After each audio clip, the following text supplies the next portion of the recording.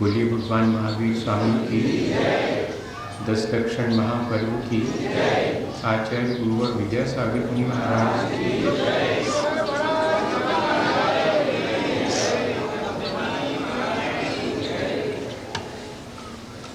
हमारी भारतीय संस्कृति में त्याग और तपस्या का हमेशा से महत्व रहा है और त्याग तपस्या से जीवन अच्छा बनता है, ये सर्वविदित और अनुभव से जानी जाने वाली चीज़ है। तपस्या तो ऐसी है जैसे वृक्ष में फल लगते हैं और फिर वो धीरे धीरे वृक्ष में से रस लेकर पक जाते हैं। पकने के बाद वे मीठे हो जाते हैं और उनका रंग भी उजला हो जाता है। तपस्या करने वाले के अंदर भी ऐसे ही उसके वैराग में परिपक्वता आती है, उसके जीवन में मिठास आती है और इतना ही नहीं, उसके परिणाम भी बहुत उज्जवल और निर्मल होते हैं। ऐसी तपस्या करने वाले के जीवन में फिर अपने आप के ये भाव उत्पन्न होता है कि मैं सांसारिक वैभव का जितना उपयोग करता हूँ उसमें मेरी जितनी आसक्ति है वो मेरे जीवन के लिए लाभकारी नहीं है। मुझे उसका त्याग कर देना चाहिए। असल में जितना जितना वैराग और जितने जितने परिणाम निर्मल होते हैं उतना ही जीवन में त्याग घटित होता है। आचार्यों ने लिखा है कि विनय न हो तो भक्ति व्यर्थ है, भीतर में किसी के प्रति स्नेह न हो फिर भी उसके लिए रोना कहते व्यर्थ है। ऐसे ही भीतर में वैराग न हो और फिर बाहर से त्याग किया जाए तो व्यर्थ है, ऐसा लिखा उसमें। तो इससे अपन आज के दिन ये बात सीखें कि हमारे मन में जितनी निर्मलता आएगी उतना वैराग बढ़ेगा और जितना वैराग बढ़ेगा उतना त्याग हमारे जीवन में आपो-आप घटित होगा। त्याग और दान ये दोनों ही एक ही सिक्के के दो पहलू हैं। त्याग में तो हम परोक्ष में अपना और दूसरे का उपकार करते हैं, दान में हम प्रत्यक्ष ही दूसरे का उपकार करते हैं। त्याग करने वाला अपने परिणामों को निर्मल बनाता है और दूसरे के जीवन में उसके त्याग से प्रेरणा मिलती है। इस तरह ये दोनों का उपकार होता है। और दान में व्यक्ति अपनी आसक्ति घटा करके अपना कल्याण करता है और दूसरे व्यक्ति के उपयोग के लिए अपनी वस्तु दे करके उसका भी उपकार करता है।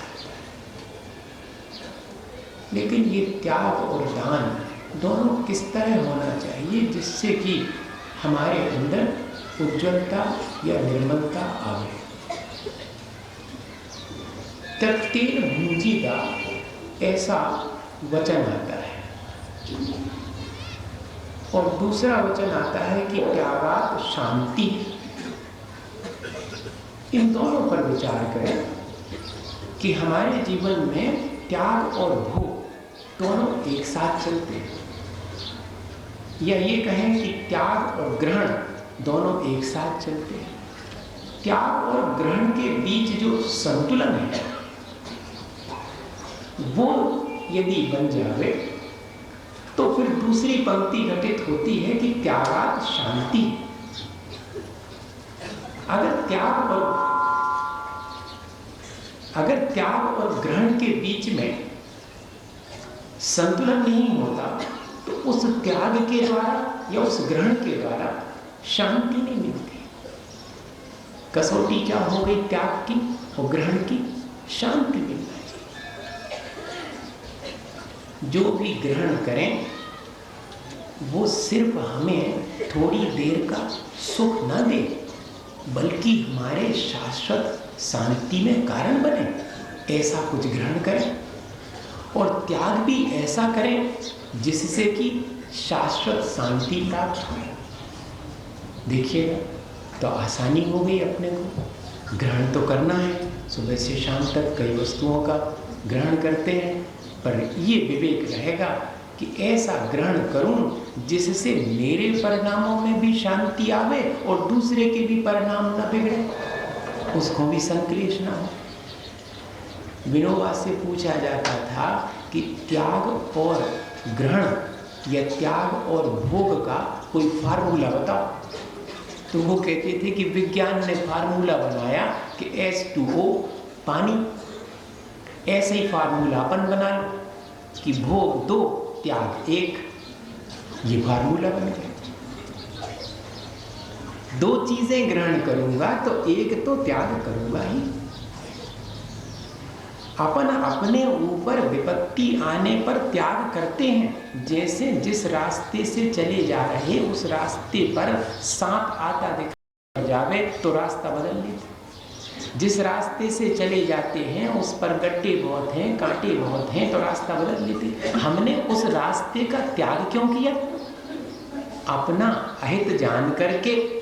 और दूसरे रास्ते को क्यों अंगीकार किया? अपना भला जान करके।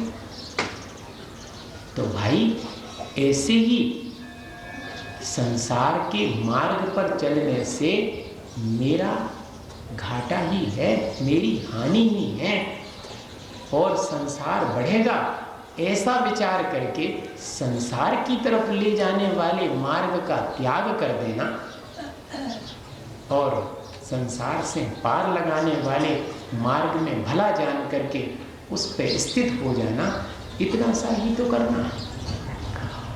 और बाकी जो हम ग्रहण कर रहे हैं उस ग्रहण के लिए भी थोड़ा सा विचार कर लें। ज़्यादा कठिन नहीं है। देखो त्याग करना कठिन है क्या? जब हमें कोई चीज़ हमारे लिए अहितकारी लगने लगती तो उसका त्याग कर देती, जो भली जान पड़ती उसका ग्रहण कर लेते हैं। ये बहुत आसान सा है ग्रहण और त्याग के बीच का संतुलन।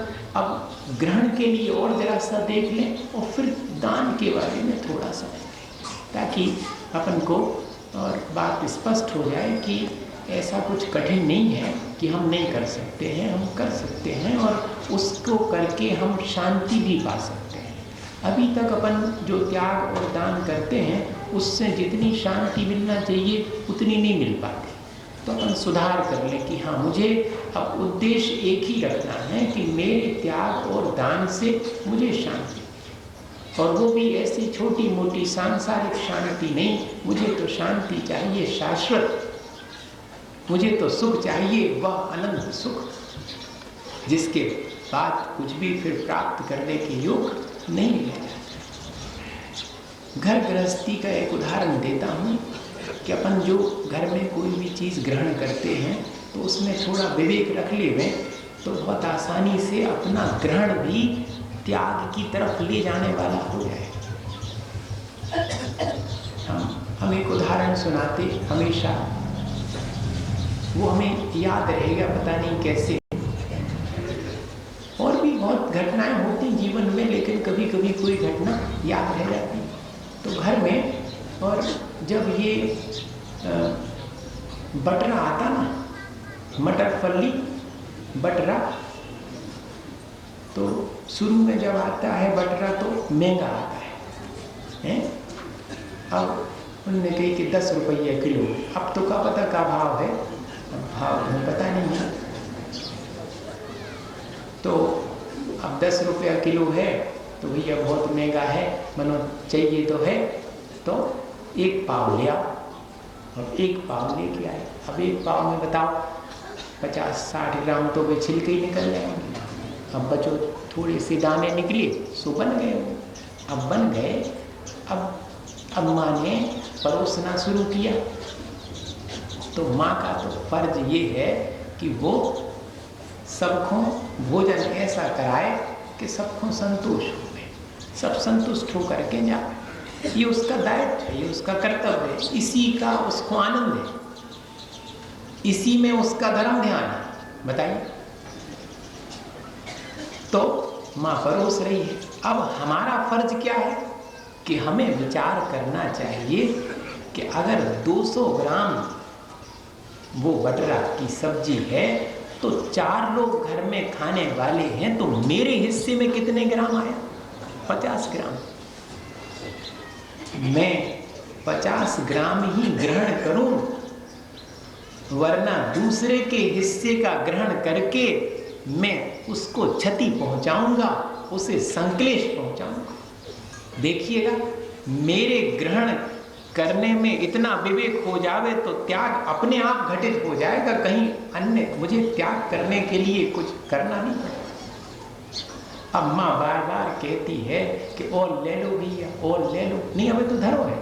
अरे तो तुमने खाओ नहीं? हाँ, और दूसरी चीजें खा रहे हैं, क्योंकि वो कटोरी में माँ को नहीं दिखेगा, खत्म हो गया तो जरूर परोसेगी। सुधरे ना आखिरी तक, अबे तो धरो, नहीं तो तुम परस दो। उसको रखे रहो थोड़ा खा करके कि हमारे हिस्से का तो हमने ले लिया, अब आप निश्चिंत हो। ये अगर घर गृहस्थी में भी ऐसा विवेक ग्रहण करते समय आ जावे तो फिर देखिएगा त्याग तो अपने आप ही हमारे लिए शांति देने वाला हो जाए। कितना आनंद आता है कि आज मैंने जो है और ग्रहण भी किया, लेकिन उतना छोड़ दिया मैंने, क्योंकि वह तो दूसरे के लिए भी काम आएगा, और दूसरे के काम आएगा तो वो मुझे बहुत आनंद देगा। मैंने ग्रहण करने का भी आनंद ले लिया और छोड़ करके भी मैंने शांति पाली और दूसरे के जीवन का उपकार भी कर दिया।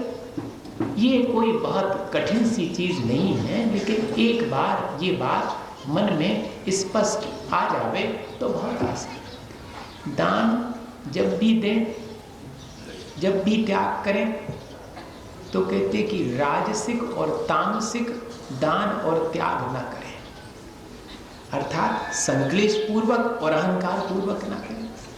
संक्लेश और अहंकार दोनों ही हमारे त्याग को या कि दान को व्यर्थ कर देते हैं। हम संक्लेश पूर्वक किसी चीज का दान देते हैं या कि हमने इतना दान दिया ऐसा अहंकार करते हैं, तो बताइएगा अपन को उससे शांति मिली क्या? पहले दे का दे दिया और संक्लेश भी हो, दिया और अहंकार कर लिया तो भी शांति कहाँ मिली?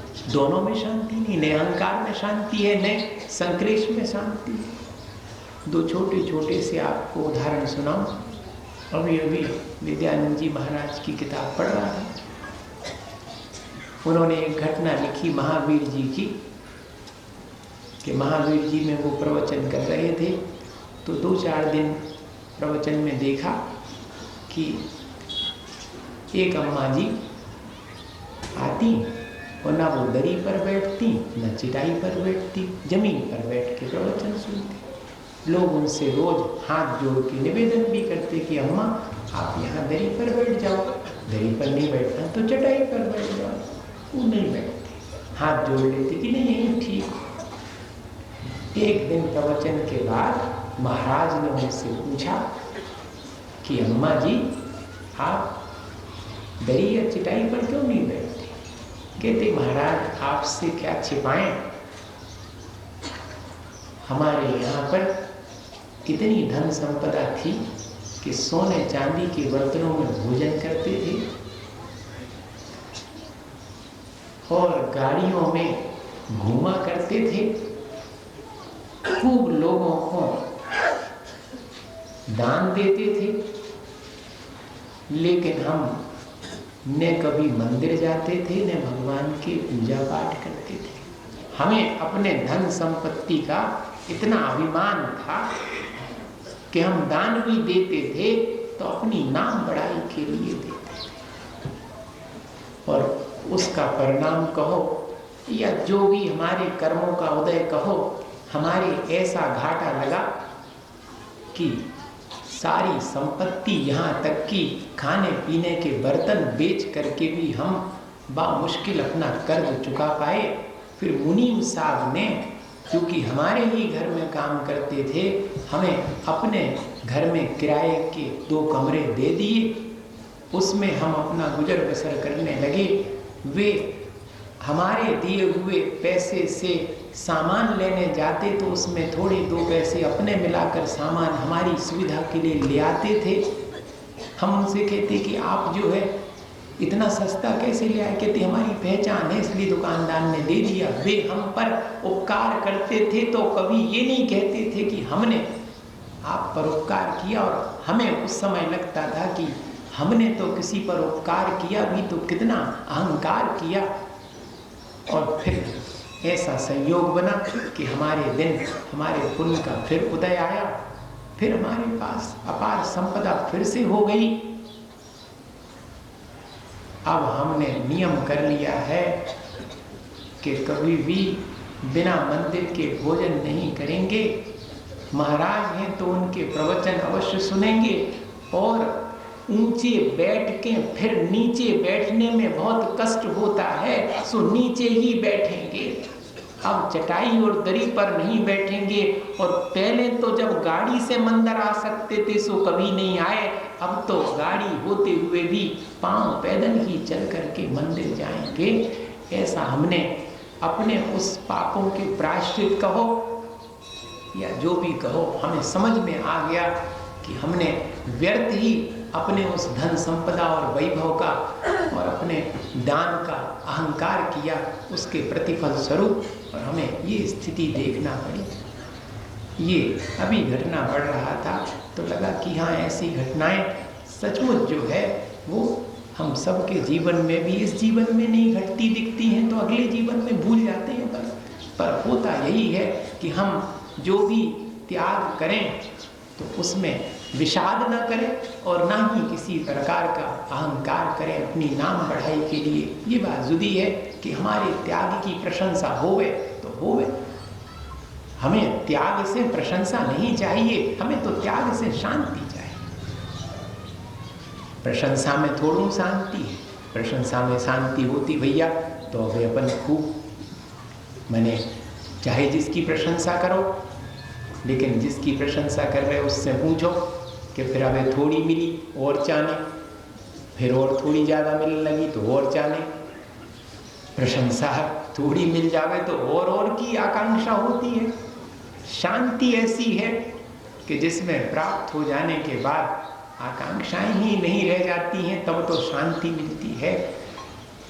सम्मान तो त्याग का अपने आप होता है, कहीं से अतिरिक्त उसके लिए कोई सम्मान की आवश्यकता नहीं होती। एक सेठ जी का उदाहरण सुनाता हूँ, हमेशा आपको भी सुनाई देता हूँ। दान पर चर्चा अपन बहुत प्रकार से कर चुके हैं पहले भी, और आज तो अपन को इस तरह से त्याग करना है, ऐसा त्याग सीखना है जिससे कि अपने परिणामों में शांति आए। इतनी ही बात मुझे आपसे कहनी, और कोई विशेष वो नहीं। और वैराग पूर्वक अगर हम त्याग करेंगे तो ही हमें शांति है। और वैराग्य के लिए उपाय क्या है?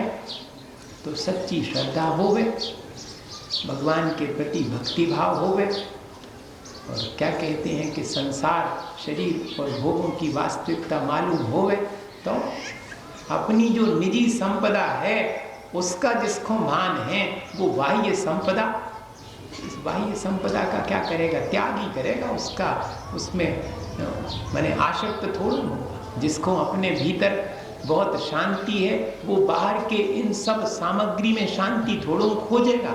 जिसको भीतर में आनंद है वो बाहर में मनोरंजन के साधन नहीं ढूंढता।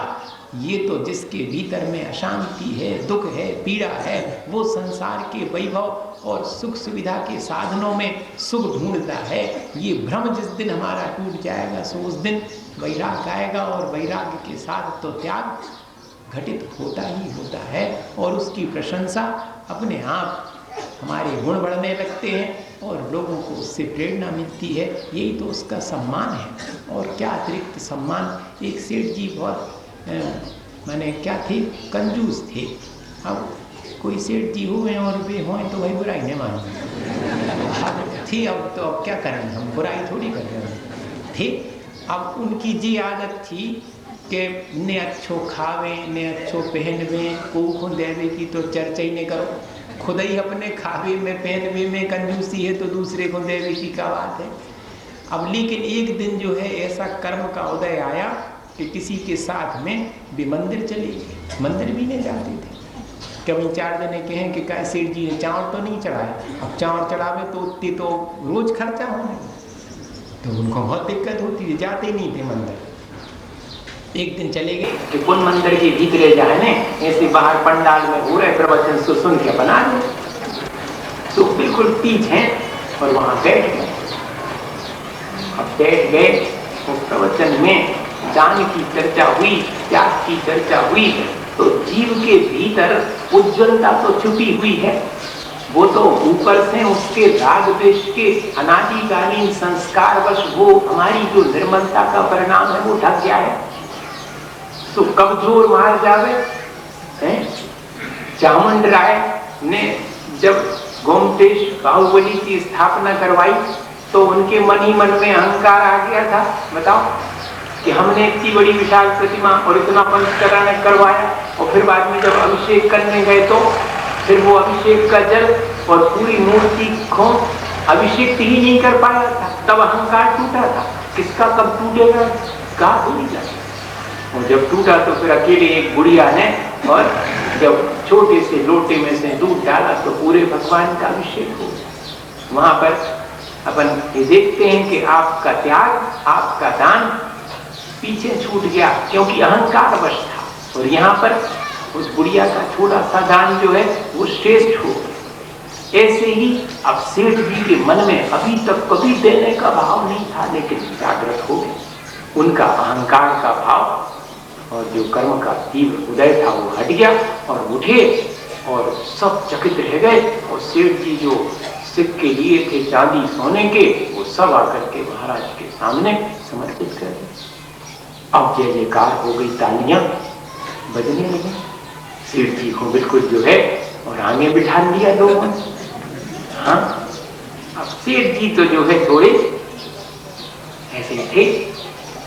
अब मन में उनके आ गया तो सबसे सभा के बीच ही बोले, कहना ठीक है, अब वो तो हमने हमारे भाव बन गए तो हमने दे दो। मनो हमें तो मालूम थी कि धन पैसे को सम्मान रूप है। अब पहले भी तो हम आते थे तो हम पीछे बैठे हैं कि कहाँ बैठे कोई नहीं पूछता था। अब जो है और हमने जैसे ही धन पैसे का दान किया तो हमारे लिए सम्मान मिलने लगा। अरे ये तो सब झूठा है काम, ऐसा कहते हैं। तो जो प्रवचनकार थे उन्होंने कहा कि नहीं सेठ जी, आपके धन पैसे का सम्मान नहीं है, आपके पास धन पैसा तो पहले भी था, तो उसका किसी ने सम्मान नहीं किया। यहाँ और भी लोग बैठे होंगे जिनके पास धन पैसा है, उनके धन पैसे का सम्मान नहीं है। आपने धन के त्याग के जो भाव बनाए हैं उस बात का, आप अगर उन पैसों में आसक्ति रखे रहते तो कोई सम्मानजनक बात नहीं थी। सम्मानजनक तो ये बात है कि आपके मन में उस धन संपत्ति के प्रति आसक्ति घटी, आपके मन में त्याग का भाव है। तो मेरा कहने का आशय ये है कि त्याग का भाव आते ही हमारी आत्मा का सम्मान हम स्वयं करने लगते। कोई हमारा सम्मान करो नहीं करो, लेकिन हमने त्याग किया है तो मानो हमने अपनी आत्मा के गुणों का सम्मान अपने आप ही कर लिया है। ऐसा हमें त्याग करते समय भाव होना चाहिए। दान देते समय भी ऐसा ही विनय का भाव और वैराग्य का भाव होना चाहिए। ये तो छोटी छोटी सी घटनाएं हैं जो हमें प्रेरणा देती हैं। और एक और छोटी सी घटना आपको सुनाते हैं और बस आज इतना ही आपसे चर्चा करेंगे। हमारा बहुत कंसंट्रेशन नहीं बन रहा, किताबें तो हम सारी ले आए थे, लेकिन 5 है तो वही सुना दें। कन्या का है, सबको सब मालूम है, वे सब बातें हैं, कोई उसमें नई बात तो है नहीं। हमेशा से अपन इन 10 धर्मों की निरूपणा सुनते हैं, बस नई बात तो इतनी है कि जो दिन ये 10 धर्म अपने जीवन में आ जाए तो वो नई बात, वो बाकी तो सब जो है सब वही बातें तो बोलते हैं। जिसको जिस दिन समझ में आ जाए कौन सी बात किसको कब समझ में आएगी। रहीम खान खाना थे और गंग कवि थे, प्रसिद्ध उदाहरण है। तो गंग कवि जो है अत्यंत निर्धन अवस्था में अपना जीवन व्यतीत करते थे और रहीम खान खाना कभी उनके बचपन के मित्र रहे। वे बन गए, फिर माने राजा बन गए। राजा बन गए तो उनके मन में विचार आया कि हमारा मित्र है, कवि है, उसकी कुछ मदद करनी चाहिए। लेकिन अब ये जो कवि वगैरह होते हैं, जो ज्ञानवान होते हैं, वे ऐसी को की मदद थोड़ी स्वीकार करते, स्वाभिमानी होते, तो आप कैसे करें। तो उन्होंने ऐसा उपाय किया कि गंग कवि से कहा कि आप तो हमारे राज्य में पधारो और अपनी कविताओं के द्वारा दरबार के लोगों को और कहना चाहिए कुछ ज्ञान दो, संदेश दो। तो कवि महोदय तैयार हो गए, उन्होंने ठीक आएंगे। मित्र भी थे तो पहुंचे दरबार में और उनकी कविताएं पढ़ी गई, बहुत प्रशंसा हुई। और फिर कुछ भी नहीं, रहीम खान खाना ने उनको कुछ सम्मान स्वरूप दिया, कुछ नहीं। लोगों को तो लगा कि देखो इन्होंने कुछ नहीं दिया। गंग कवि भी लौट गए, स्वाभिमानी थे, मांगेंगे तो। लेकिन उसी दिन शाम से और जो बैलगाड़ियों का तांता लगा, रुकने का नाम नहीं। राजमहल से लेकर के बैलगाड़ियां गंग कवि के घर तक जो है हीरे जवाहरात से भरी हुई। हाँ, कहाँ जा रहे भाई? गंग कवि के लिए महाराज ने पुरस्कार दिया हुआ है, आज उनका कविता पाठ हुआ था। अब गंग कवि बहुत संकोच में पड़े, 2 लाइनें लिख करके भेजी रहीम खान खाना को। कहाँ सीखे साहजू ऐसी दैनी दैन, ज्यों ज्यों कर ऊंचो करो, क्यों तुम नीचे नैन। अरे हमने बहुत देने वाले देखे, हल्ला करके देने वाले बहुत देखे, ऐसे चुपचाप देने वाले तो हमने बिरले ही देखे। ऐसी देनी कैसे, कहां से सीखी आपने कि हाथ आपका ऊंचा है लेकिन दृष्टि में तो आपके अत्यंत विनय है। सब जो है रहीम खान खाना भी और कवि का सम्मान करना भी जानते थे और थोड़ी कविता भी जानते थे। तो क्या लिखा कि देनहार को और है, देत है दिन रैन, लोग भरम मुंह पे करें ताते नीचे हैं। अरे भाई, पाने वाले ने अपने पुण्य से पाया है, हम क्या देंगे? देनहार कोई और है, अर्थात को ऊपर नहीं बैठो देवे वालों, नहीं, देनहार कोई और है। उस व्यक्ति की अपनी उपादान की योग्यता है, उस व्यक्ति के अपने पुण्य का उदय है, जिसकी वजह से किससे मिलेगा उसको ये थोड़ी कहा जाता है। मिलेगा किसी भी रूप में मिलेगा। चक्रवर्ती है तो जन्म लेते ही 7 9 निधियां और 14 रत्न मिलेंगे, ठीक है, क्योंकि उसके अपने पूर्व की तपस्या का फल है, उसके त्याग का फल है, मिलेगा। लेकिन उसमें हम अहंकार क्यों करें? लोग भ्रम मुंह पे करें, लोग सोचते कि मैं देने वाला हूं, इसलिए मेरे नैन तो नीचे हो जाते हैं शर्म की वजह से कि ऐसा भाव देने वाले का हो, त्याग करने वाले का हो कि हम तो अच्छा हुआ जो इससे मुक्त हो गए। लेने वाले ने हमसे लेकर ग्रहण करके हमें आसक्ति से मुक्त कर दिया।